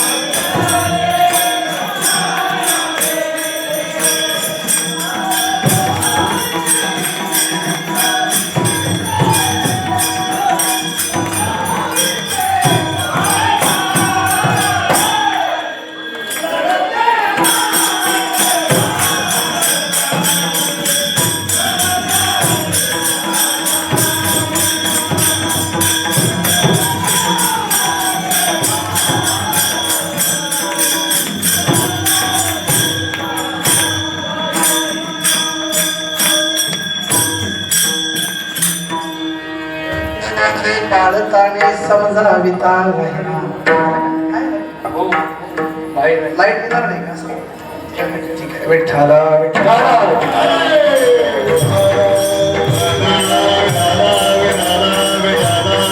आईने सांगितलं बाबा जे हवं ते खायला घे. पण कृष्ण काय रडायचा थांबेच ना. तो आईची परीक्षा बघत होता बरं. आणि मग आता रडणं काही थांबत नव्हतं. तितकात राधा सुंदरी राधा गवळून घरासमोरून जायला लागली. देवाला तिच्याकडे जायचं होतं. देवानं तिला बघितलं की रडणं थांबेल. फार नटखट आहे बरं देव. यशोदाईने विचार केला, आतापर्यंत दिलं खायला, खात नव्हतं, रडत थांबत नव्हतं, कोणाकडे जात नव्हतं. राधेला बघलं की याचं रडणं थांबलं. आणि मग यशोदाईनं राधेला म्हटलं, राधे हे काय कर, तुझ्याकडे घे ग याला आणि तुझ्या घरी घेऊन जा. आणि दिलं मग राधेकडे कृष्णाला दिलं. कृष्ण राधेच्या घरी गेला. 5च वर्षाचा गेला घरी. राधेने त्याला घरामध्ये नेलं. आणि गेल्यानंतर त्या कृष्णाचं सावळं रूपडं पाहून, गोड रूपडं पाहून राधेला वाटलं किती सुंदर आहे माझा कृष्ण. तसा कृष्ण गोडच आहे. फार सुंदर आहे माझा देव, फार सुंदर आहे. अनेक संतांनी वर्णन केले. राजस सुकुमार मदनाचा पुतळा, रवी शशिकळा लोपली, कस्तुरी मळवट चंदनाचे उठे, कस्तुरी मळवट चंदनाचे उठे. फार सुंदर आहे. माऊलींनी तर फार सुंदर वर्णन केले. पांडुरंग कांते दिवे तेज झळकते, रत्न किरती प्रभा, अवनीत लावण्ये तेज पुंजाळले, नवर नवे ते तिची शोभा, कानडाव विठ्ठल करना तिने मज लावे असा तो देव. आणि त्याच्याकडे पाहून राधा मोहित झाली. आणि तिला वाटायला लागलं, हा जर मोठा असता तर किती बरं झालं असतं. असा मनात विचार आला. आणि देवाला म्हणायला लागले, देवा किती गोड आहेस रे तू. तू जर मोठा असतात तर किती बरं झालं असतं. आता देवाला मागावं भक्ताला देऊ नये असं देवाकडे घडतं का. देव लगेच मोठे झाले. मोठं झाल्यानंतर राधेला फार आनंद झाला. मस्त दोघांच्या गप्पा रंगल्या. गप्पा रंगल्या दोघांच्या. खरं सांगू तुम्हाला, शुद्ध प्रेम राधेने आणि कृष्णाने या जगाला शिकवलं. शुद्ध प्रेम. आपण वासनांद प्रेमाबद्दल बोलत नाही. राधा आणि कृष्णाचं प्रेम शुद्ध आहे, लक्षात घ्या. राधा आणि आपण 2026 वर्षापूर्वी येशू नावाचा एक व्यक्ती, जिथे इस्रायल नावाचा देश आहे, त्या ठिकाणी त्यांचा जन्म झाला. त्याने प्रेम नावाचं शस्त्र बाहेर काढलं. जगाला कळालं. इसवी सन पूर्व 529 पूर्वी तथागत गौतम बुद्धाने प्रेम नावाचं शस्त्र बाहेर काढलं. जगाला कळालं. पण खरं सांगू, 5000 वर्षापूर्वी प्रेम नावाचं शस्त्र जगाला प्रेम काय असते, प्रेमाने जग जिंकता येतं, किंबहुना प्रेमाचा उगम ज्या संस्कृतीतून झाला ती संस्कृती म्हणजे सनातन संस्कृती आहे. आणि ती राधा आणि कृष्णाने आम्हाला शिकवलं. आम्हाला राधा कृष्णाने प्रेम कसं करावं ते शिकवलं. आम्हाला प्रभू रामचंद्राने प्रेम कसं करावं ते शिकवलं. आम्हाला प्रभू रामचंद्राने सांगितलं आईवर कसं प्रेम करावं, वडिलावर कसं प्रेम करावं, पत्नीवर प्रेम कसं करावं, प्रजेवर प्रेम कसं करावं, तेच आम्हाला आमच्या देवदेवतांनी शिकवलं. आणि राधा म्हणायला लागली, देवा तुझ्यासोबत अनेक जन्माची तपश्चर्या करावं लागते देव भेटायला. हरिविजयात ओवी येते, शचीने तप केले बहुत सप्त जन्मापर्यंत, भोगावया भगवंततेची राधा सत्य गोकुळी. अरे देवाचं प्रेम मिळण्यासाठी 7 जन्मापर्यंत तपश्चर्या केली असाही उल्लेख आहे. कुठे कुठे 60,000 वर्ष तपश्चर्या केली असाही उल्लेख आहे. प्रेम. दोघांच्या गप्पा रंगल्या. तितक्यात आनया आला बाहेरून, म्हणजे राधेचा पती. आणि त्याने दरवाजावर कडी वाजवली. राधे राधे म्हटल्यावर राधेला तर घामच फुटला. बाप रे, आता तो नवरा आलाय आणि कृष्ण तर मोठा झालाय. त्यानं जर बघलं माझा संसार मोडेल. आता मग देवाला विनंती केली, देवा हा लवकर छोटा हो, लवकर छोटा हो, छोटा हो लवकर. देव म्हणला वेळी झाली काय ग तू, मोठं व्हायचं माहित आहे मला, छोटं व्हायचं कसं माहित होईल. देवा तुझ्या पाया काही कर मला, छोटं वय छोटं वय. देव मला होताच येत नाही राधे, मला छोट परीक्षा घेतो, टोकाची परीक्षा घेतो देव. राधेने विनंती केली, देवा काय हवं ते घे रे, पण तू छोटा हो. पायावर डोकं ठेवलं, शरण आली राधा, आणि शरण आल्यानंतर देव छोटे झाले. आणि यानं बघितलं, अगं म्हणजे मोठ्या माणसाचा आवाज येऊ लागला. काही म्हणता काय म्हणले, लेकरू बोललं तर हा तुम्ही रोज मोठ्या माणसात बसता आणि तुम्हाला मोठ्याचाच आवाज ऐकू येते. बायाने हुशार असतात, बाया एवढ्या हुशार असतात बाबा बाबा बाबा सांगू नका तुम्हाला. आणि हेच तरी काय चालते तुम्हाला सांगतो. आणि आता कोण ऐकणार चालले बायाचं, कोण ऐकणार झाले, सगळेजण ऐकायले. बायाचं ऐकू नका म्हणणारे तर लय ऐकतात आमच्यासारखे. ते अकबर राजाने एक नियम, एक इनाम जाहीर केला. बिरबलाकडे सांगितलं, बिरबला मला माझ्या राज्यामध्ये बायकोचं ऐकणारे किती आणि बायकोचं न ऐकणारे किती ह्याची यादी पाहिजे.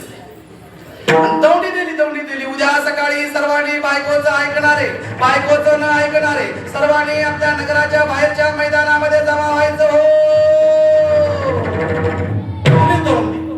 आणि मग दौंडी आली, अनाउन्समेंट झाली, बायकोचं ऐकणाऱ्याने उजव्या बाजूला उभे राहावे, बायकोचं न ऐकणाऱ्याने डाव्या बाजूला उभे राहायचं हो. आता बायकोचं ऐकणाऱ्याची रांग एवढी लांब लागली की वाढवण्यापासून उदगीर घडली, एवढी लांब. आणि मग मजासारखं असं बारीक वाहनाचं एकच डाव्या बाजूला थांबलं, बायकोचं न ऐकणाऱ्याच्या रांगेमध्ये. अकबराला फार आनंद झाला. अरे म्हणजे एक तरी हाय म्हणले इज्जत ठेवायला राज्याची, हा एक तरी हाय म्हणले बायकोचं न ऐकणारे, त्याला सत्कार करायला वरी बोलवलं. या या या म्हणजे फार आनंद झाला, माझ्या राज्यामध्ये एक तरी बायकोचं न ऐकणार आहे. ते वरी आलं, हार घालायच्या अगोदर म्हणलं हा तसं नव महाराज. मग कसं होईल, आमची घरची म्हणली, काय म्हणली, ती म्हणली तुम्ही आधीच काढूक मुडू खा, उदबत्ती छाप, गर्दीत जासाल तर चिंगरून मरसा, सगळ्यापेक्षा बाजूला थांबा म्हणून बाजूला थांबा. तसं आता हे आनयाला पटवणं काय अवघड होतं का राधेला, आणि काही वाटतं काय तुम्हाला म्हणली, हा कृष्ण बोलायला मोठ्या संघ गप्पा मारते म्हणून सांगायला म्हणली मला तुम्ही. हा मला वाटलं उतरलं ते वाघ बाहेरच, इथं काय. हा मग काय झालं, मग मला रोज घेऊन येत जाईल कृष्णाला, रोज रोज. आता तर परवानगीच मिळाली घेऊन. मला कळणार नाही तुम्ही सांगत चला किती वाजता संपवायचं ते. हा कारण मी येतो वर्षाला एकदा, आज संध्याकाळीच गाडी आहे 6ला, माझं काही दुकान बंद व्हायचं नव्हतं, तुम्हाला वाटेल कवा संपते. आणि तिकडून दरवाजा बंद केल्यावर कोणाला जाय नाही भाई. त्याच्यामुळे इशारा द्या मला किती वाजता सोडायचं. 1 वाजता, 1 सव्वा काय ते सांगायचं ना. आणि मग अशा खोड्या कृष्ण परमात्मा करू लागला. आणि खरं सांगू अनेक खोड्या केल्या, कोणाच्या मध्ये मुंगूस सोडलं, दाढी वेणीची गाठ काय बांधली, माठ काय फोडले, अनेक प्रकारच्या खोड्या करायला लागला कृष्ण. आणि सगळ्या डोळ्यांनी गाराने घेऊन यशोदे आईकडे आल्या आणि सांगितलं, अगं आई तुलाच काय गोड वाटते की मायानं भंड आणून टाकले. आता आईला कोणत्याही लेकराचं कोणतं लेकरू असेल ना, किती खोडकर राहू द्या आणि दिसायला कसंही राहू द्या, दिवसा बॅटरी लावून बघायचं लेकरू असत तरी आई त्याच्या पटापट पप्प्या घेते. माय माझा पिंट्या, माय माझा पप्प्या. म्हणजे आईला लेकरू गोड वाटते. सगळ्या गवळणी खोडा करायला लागल्या आणि आई म्हणायला लागली, काही म्हणता काय ग, माझं तर 5 वर्षाचं लेकरू आहे. सगुण गुणाचं बाळ करता दिसतय गोचिरवानो, तुम्ही करता सांगता गाराणी ग गोकुळच्या नारीवर. काय म्हणता म्हणले तुम्ही 5 वर्षाचं लेकरू आणि तुम्ही काय गाराने सांगायला का म्हणले. आणि मग देवानं काय खोड्या थांबवल्या नाही, देव आणखी खोड्या करायला लागला. आणि हे आई साहेबाच्या लक्षात आलं, नंदराजाच्या लक्षात आलं. आणि मग मात्र नंदानं सांगितलं, बाबा तू आता मध्ये गावात राहायच्या कामाचा झाला नाही, तुला आता काय करायचंय, तुला आता उद्यापासून गायी घ्यायच्या.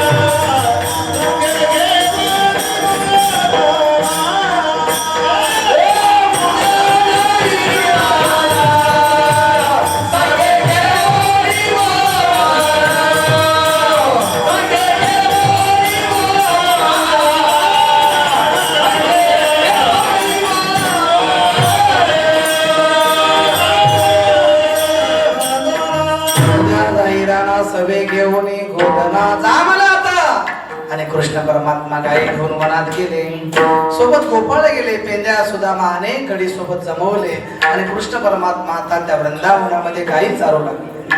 गायी चारत असताना दुपारची वेळ झाली. गायी चारल्या, सगळ्या गोपाळांना भूक लागली आणि कृष्णाने मग म्हटलं, अरे गोपाळांनो, भुकेची वेळ झाली, चला चला वळू गाई, बैसू जेवू एके ठाई. चला म्हणजे गायी एकत्र करा. एकत्र गायी जमवल्या, सर्वांना सांगितलं आपापल्या शिदोऱ्या सोडा बरं का. आणि सगळ्याने आपापल्या शिदोऱ्या सोडल्या, एकत्र जमा केल्या. कृष्ण चरित्र आम्हाला शिकवतं, जे आपल्या घरात आहे ते इतरांच्या मुखात देण्यात आनंद आहे. कृष्ण चरित्र आम्हाला शिकवतं, तुम्ही सर्वांनी एकत्र मिळून घास खा. कृष्ण चरित्र आम्हाला शिकवतं, अरे आज आपण हल्ली बघतो, आपण घरामध्ये एकटं जेवतो आणि बाहेर निघून जातो. कृष्ण चरित्र आम्हाला शिकवतं, कमीत कमी आपल्या घरात तरी आपलं सगळं कुटुंब एकत्र बसून जेवायला शिका.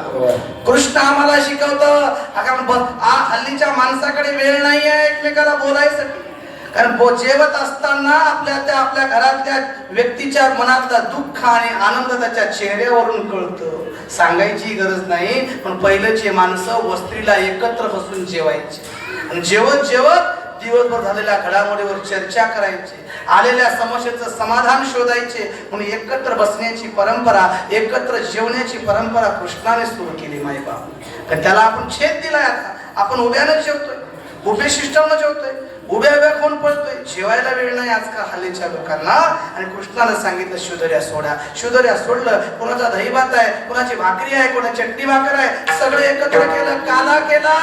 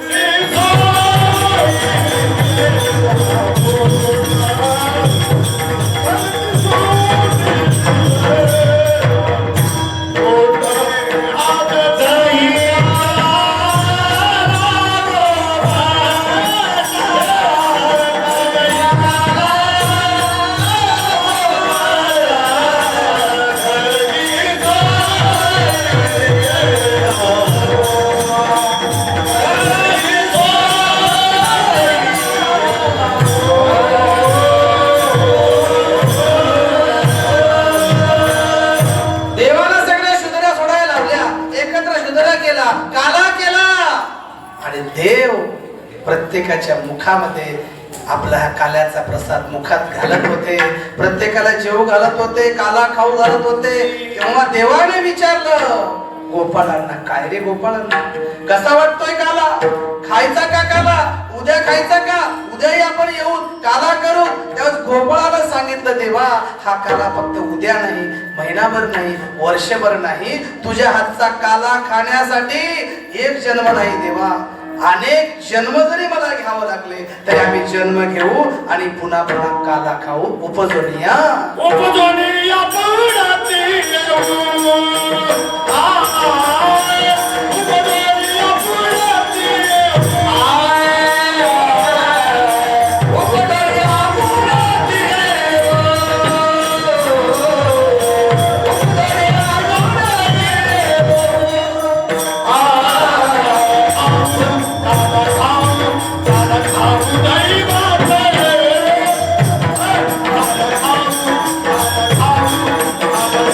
Hey,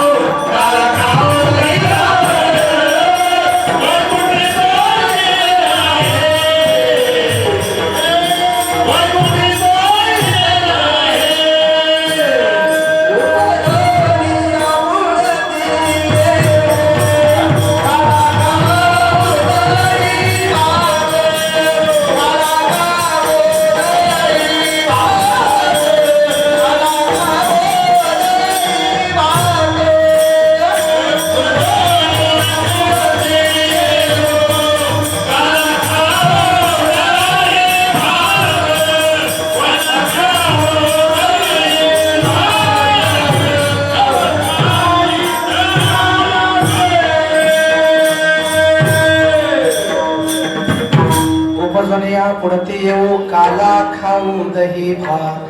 देवाला पकवान सांगितलं, देवा एकदा नाही अनेक जन्म तरी आम्ही घेतले तरी कमीच आहे देवा. तुझ्या हातचा प्रसाद आम्हाला खायला मिळतो का देव स्वतः काला खाऊ घालतो, याहून मोठं भाग्य काय माहिबा. म्हणून देव कधी खाऊ घालतो काला, फक्त त्याचं नाम घ्यावं लागतं, त्याचं स्मरण करावं लागतं, त्याच्या चरणी लीन व्हावं लागतं. म्हणून माय बापू एकदा सर्वांनी मोठ्या आनंदाने भगवंताचं नाम हाताने टाळे.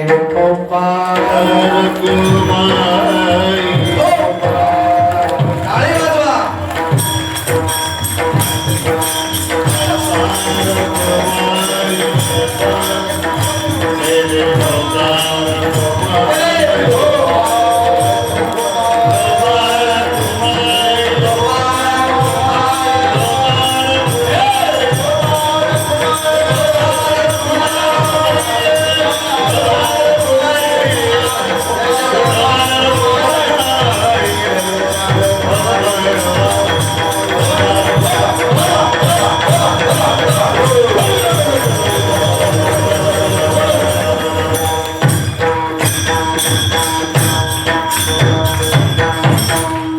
या पुढते येऊ काला खाऊ दही भात. तर हा काल्याचा प्रसाद तुम्हाला सर्वांना सेवन करायचंय. भाग्यवान आहात तुम्ही, या काल्याच्या प्रसादाचे तुम्ही पात्र झालात तर पुन्हा पुन्हा काल्याचा प्रसाद आपण घ्यावा.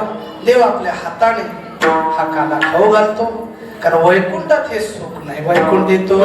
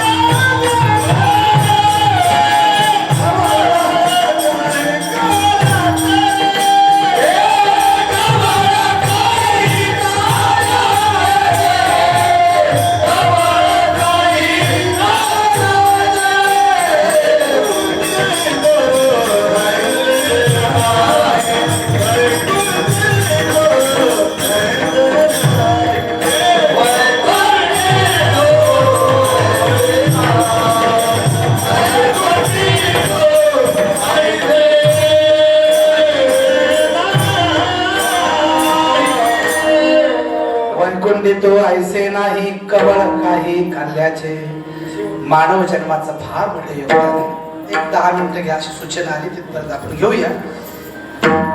मानव जन्माचं भाग्य आहे माई बाप. जीवनाचा काला करण्यासाठी मानवाचा जन्म आहे, आणि काला ज्याला करता आला नाही, काला ज्याला घेता आला नाही, तो का आला असं होऊ शकतं. तुम्हाला सांगतो, परमार्थात तुम्ही मोठे तेव्हाच होता जेव्हा तुम्हाला काल्याचा प्रसाद घेता येतो.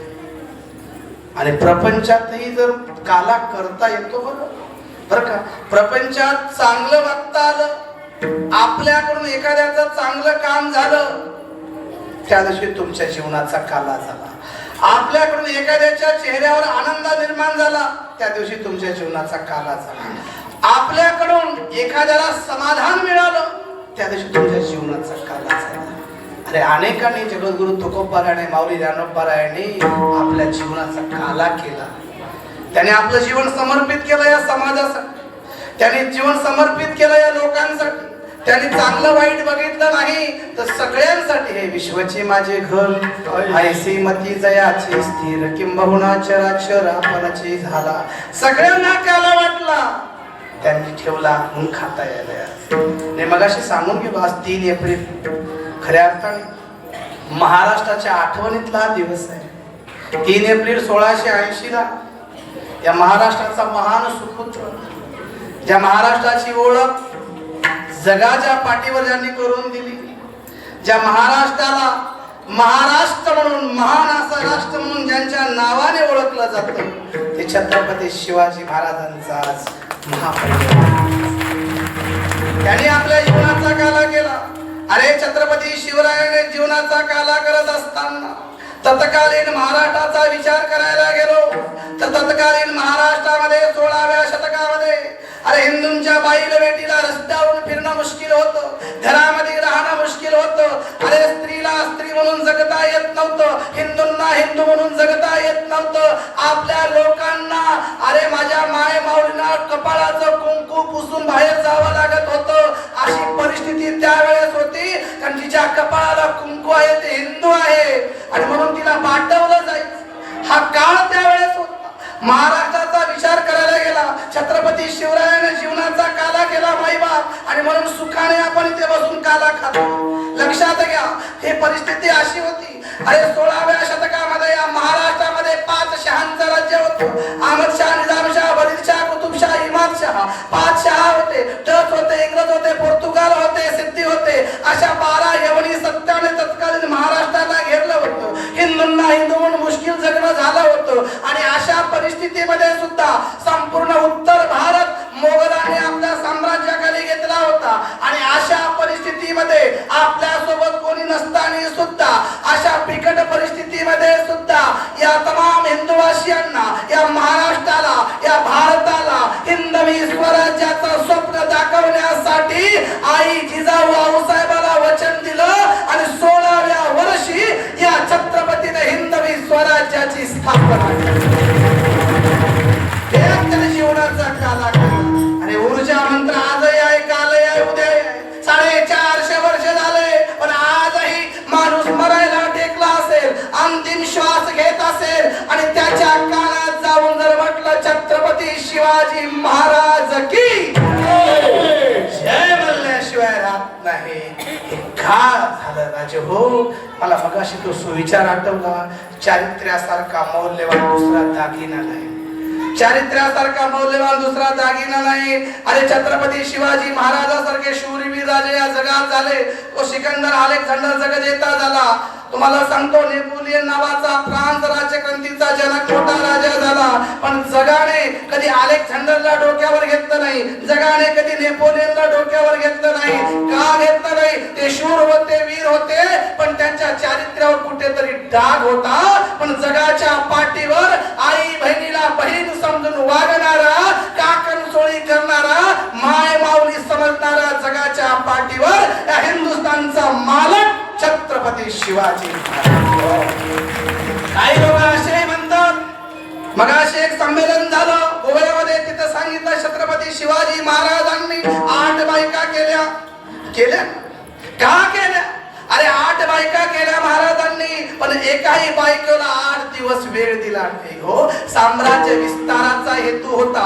प्रत्येक आपल्यातले लोक भांडत होते. सगळ्यांना जोडण्यासाठी त्या तत्कालीन विवाह पद्धतीनुसार महाराजांना विवाह विधी करावा लागला. पण ते आजच्या सारखं प्री वेडिंग हनीमूनला घेऊन गेले नाही बायकोला. ते कधी बायकोला फिरत बसले नाही कधी. अरे 50 वर्षापैकी ज्या माणसाने 45 वर्ष आयुष्य घोड्यावर काढलं, तो जगाचा बाप छत्रपती शिवाजी. त्याने त्याग केलाय. 50 वर्षाचं आयुष्य मिळून सुद्धा जीवनाचा काला आमच्या समोर ठेवला बाबा. तो आदर्श आमच्या समोर आहे. जगावं कसं, वागावं कसं, राहावं कसं, तर शिवबासारखं राहावं हा आदर्श आहे. शिवाजी महाराजांनी आम्हाला फार चांगले गुण दिले. त्यांनी सांगितलं, लढाई तर शिकवलाच, गुलामीचा विरोध करायला शिकवलात, पण शिवाजी महाराजांना सांगितलं, तुम्हाला जर मोठं व्हायचं असेल राजे हो, तिघांसमोर झुका, फक्त तिघांसमोर, बाकी कोणासमोर झुकू नका. पहिलं झुका तुम्हाला जन्म देणाऱ्या जन्मदात्या आईच्या पायावर डोकं ठेवा. कारण छत्रपती शिवाजी महाराजांनी जिजाऊ आऊसाहेबांना सांगावं, आणि महाराजांना न ऐकावं असं कधीच घडलं नाही. फक्त आईला वचन दिलं आणि स्वराज्याची निर्मिती केली. राजे हो, आईच्या वचनात राहणारा राजा. आईवर प्रेम करा, छत्रपती शिवाजी महाराज शिकवतात. जेजुरीच्या गडाच्या पायथ्याशी शहाजी महाराज भेटायला आले आणि आपल्या वडिलावर किती प्रेम करावं. आणि शहाजी राजांना पालखीत बसवलं, त्यांच्या पायातले जोडे डोक्यावर घेतले. बापावर किती प्रेम करावं छत्रपती शिवाजी महाराजांनी शिकवलं. एवढंच नाही, छत्रपती शिवाजी महाराज, शहाजीराजे, जिजाऊ आऊसाहेब दोघांसमोर झुकले आणि तिसरा व्यक्ती त्याने त्यांच्या पायावर डोकं ठेवले. ते जगद्गुरु तुकोबाराय त्यांच्या कीर्तनात जाऊन कीर्तन ऐकावं हे छत्रपती शिवाजी महाराजांनी त्यांनी सांगितलं. भक्ती आणि शक्ती एकत्र असेल तरच कल्याण होऊ शकतं. भक्तीला शक्तीची जोड भेटली.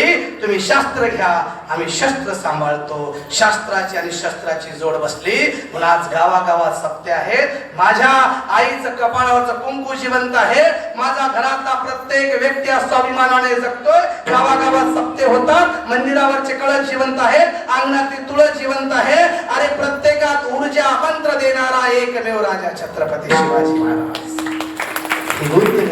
काला आपल्याला करायचं. त्यांनी सांगितलं आम्हाला 18 पगड जातीच्या लोकांना एकत्र करा. तेच काम कृष्णाने केलं होतं. गोपाळ कोणा जातीचा, कोणा छोटा, कोणा मोठा, कोणी गरीब, कोणी श्रीमंत नाही. काय ती गोपाळ चांगली शहाणे जेवी चक्रपाणी त्यांच्या सवे. देव कोणाच्या पैशावरून त्याला जवळ घेत नाही. देव कोणाच्या श्रीमंतीहून त्याला जवळ घेत नाही.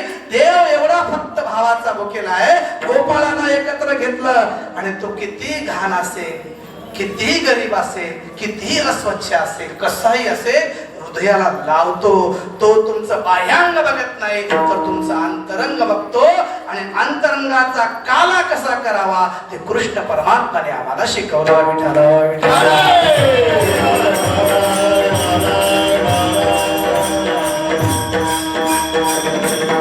कृष्णाने सांगितलंय, वैकुंठी तुळायचे नाही कवळ काही कल्याचे. इथेच एकमेका देवमुखी सुखे घालो हुंबरे. एकमेकाच्या मुखात काला देता येतो, घेता येतो, प्रेमाने भरवता येतो माय बाप हो. आणि हे काला भरवण्यासाठी वैकुंठात दुर्लभ आहे, इथे सुलभ आहे. एकमेकाला देता येतो, घेता येतो. त्याच्यासाठीच तरी वाळवंट आहे. त्याच्यासाठीच हा नरजन्म आहे. आणि तुकोबाराय सांगतात, या वाळवंटाला आल्यावर तुम्ही हा काला खाल्याशिवाय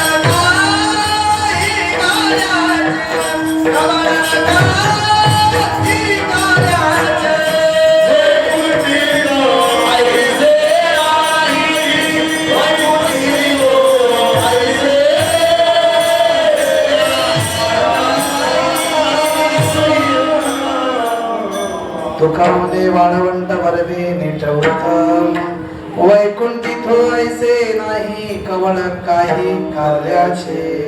आता जरा तुम्हाला बरं वाटत असेल, कुल्लरची हवा, पंख्याची हवा, जीव असा बेचैन झाला होता.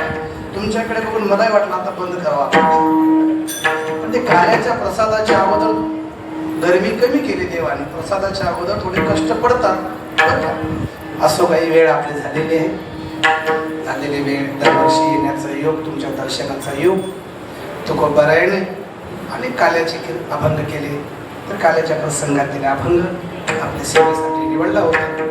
या सप्ताहासाठी परिश्रम घेणाऱ्या, यथाशक्ती यथाप्रती मदत करणाऱ्या सर्वांना प्रणिपात करतो. प्रत्यक्ष अप्रत्यक्ष या सत्यासाठी परिश्रम घेणारे त्या सर्वांना दीर्घायुष्य लाभो अशी विनंती करतो. दरवर्षी तुमच्याकडून असाच भक्तीचा सोहळा, ज्ञानाचा यत्न व्हावं अशी तुम्हाला भगवंताकडे प्रार्थना करतो. तुम्ही 43व्या वर्षापर्यंत आणखी 5 वर्षाला, बरं का, आणखी 5 वर्षाला तुमच्या सध्याला 4 तप पूर्ण होणार आहे. 48व्या वर्षी तसे अनेक तप तुमच्या हातून व्हावेत अशी अपेक्षा व्यक्त करतो माईबाबा. कारण की तुमचं लेकरू, तुमचा भाऊ समजून दरवर्षी तुम्ही प्रेमाने बोलवता, हक्काचा अधिकाराचा समजता. गेल्या वर्षी मी सांगून गेलो होतो की आपल्या आम्ही वारकरी परिवार सेवाभावी संस्थेच्या माध्यमातून आपण घर तिथे ज्ञानेश्वरी घरोघरी ज्ञानेश्वरी उपक्रम सुरू केला. याचं 9वं वर्ष आहे. महाराष्ट्रातील 19 जिल्ह्यामध्ये ज्यांना ज्यांना ज्ञानेश्वरी हवी आहे वाचनासाठी अशा सर्व साधकांना मोफत ज्ञानेश्वरी आपल्या संस्थेच्या माध्यमातून आपण देत आलेलो आहोत, पुढेही देणार आहोत. जवळजवळ 11,500 साधक महाराष्ट्रभर आपण ज्ञानेश्वरीला पारायणाला बसवतो दरवर्षी. यावर्षी आणखी वाढ होईल. पारायण घरीच करायचं असतं, तुम्हाला मी दरवर्षी सांगतोच. पारायण घरीच सांगता मात्र आपण मामा मंगल कार्यालय मारतळा येते भाद्रपद षष्टीच्या दिवशी एकत्र जमून 10 ते 12,000 लोकांच्या उपस्थितीत तो सोहळा आपण साजरा करतो. यावर्षी तो सोहळा 15 सप्टेंबर 2026 रोजी मामा मंगल कार्यालय मारतळा येथे संपन्न होणार आहे. त्या सोहळ्यासाठी आपण आवर्जून यावं अशी मी विनंती करतो. आणि दुसरं सांगायचं म्हणजे गतवर्षी मी सांगितलं होतं की आपल्या महाराष्ट्रातील तमाम वारकरी बांधव भगिनींसाठी गोरगरीब वारकऱ्यांसाठी हक्काची आपली धर्मशाळा व्हावी यासाठी आपण पंढरपूर नगरपालिका क्षेत्रामध्ये गतवर्षी जागा घेतली. ती जागा आम्ही वारकरी परिवार सेवाभावी संस्थेच्या माध्यमातून घेतली आणि त्या जागेवर 17 फेब्रुवारीपासून बांधकामालाही प्रारंभ झाला. सध्या बांधकामाचं बेसिमेंटपर्यंत बांधकाम आलंय. फार मोठं काम आहे ते. हे सगळं कीर्तनाच्या माध्यमातून मी जे माझी नोकरी असताना करतोय ते तुम्हा सर्वांची सोय व्हावी. कीर्तनासाठी मी कधी कुठे पैसे ठरवून गेलो नाही. व्यक्तिगत अडचण येऊन कधी कोणाला काय मागितलं नाही, मागणारही नाही. देवाच्या कृपेने देवाला सगळं दिलंय, पण धर्मासाठी देवासाठी थोडंसं तुमच्याकडे मागणार आहे. मी माझी जोडी घेऊन तुमच्याकडे व्यक्तिगत येणार नाही, पण आपल्या धर्मशाळेसाठी आज थोडीशी जोडी रिकामी आहे. ज्याला वाटतं की माझी धर्मशाळा माझं योगदान एक तरी वीट तुमच्या कष्टाची एक तरी रुपया आपल्या पंढरपूर धर्मशाळेसाठी तुम्ही द्यावा आणि ती धर्मशाळा उभी करून सहकार्य करावं अशी मी विनंती करतो. तुम्ही एक जरी रुपया दिलात. मला आठवतंय 1992ला 6 डिसेंबर 1992ला कार्यसेवकाने एक वीट अयोध्येत नेली आणि राम मंदिर जमा होईल एवढ्या विटा तिथे जमा झाल्या. तुमच्या कष्टाचा एक तरी रुपया या धर्मशाळेसाठी द्यावा. ज्यांना देणगी द्यायची आहे आमच्या मीराताईकडे बुक आहे.